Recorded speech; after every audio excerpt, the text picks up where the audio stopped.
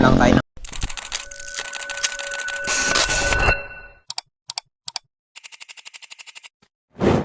Promise, kailangan mo ang feature ng Majin computer na ito, idol.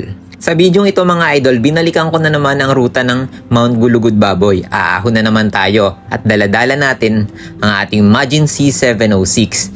And nakikita nyo ngayon nakakabit na ito sa aking bike. At ang ginagawa ko dito mga idol, dahil ito ay nakakabit sa aking bike, inire-record ko yung buong ruta. Dahil may feature ang Majin computer na kaya niyang i-record itong mga gradient sa kanyang system. At pagdating natin ng bahay, pwede na nating rutahin ang ruta ng Mount Gulugud Baboy kahit hindi tayo naalis ng ating kwarto. Ang lupit, di ba, idol? Tingnan natin. Tara, samahan niyo ako dito sa aming bahay. Majin C706. Nag-i-indoor ride ako. Pero papunta ako ngayon ng Mount Gulugud Baboy. Yan ang feature ni Majin C706 na ginagaya niya yung ruta sa mga dati mo nang nadaanan. Kung gaano kakunat yung ahon, kaya niyang i-simulate sa inyong smart indoor trainer. Yan. Bali, ito idol. Yan, sa loob lang tayo ng bahay. Loob lang to ng bahay, mga idol. Tapos ito yung mapa na papunta ng Mabini, Batangas. Yan, kita nyo yung may square na yan. Yan yung parang malaking rotonda ng Bawan Market. Tapos yan, makita nyo yung speed.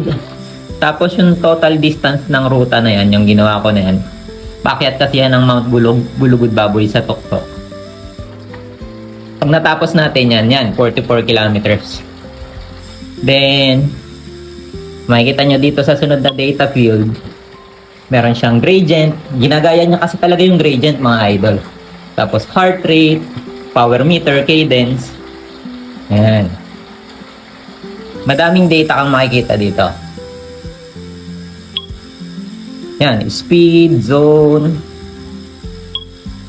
Right pause. Yan, mga heart rate, average and max, calories. Yan, balik na tayo sa mapa. Right resumed. Kung ano yung mga gradient ng mga daan na yan, idol, nakasave yan dyan sa Majin C706. At kinokopya niya yan. Kung gaano kakunat, kagaya nung yung mahabang ahon sa Mount Gulugud Baboy, yan, nakokopya niya yun. Sabi no, lupit. Nasa loob ka lang pero parang nag-ride ka na sa labas. Dito po mabibili.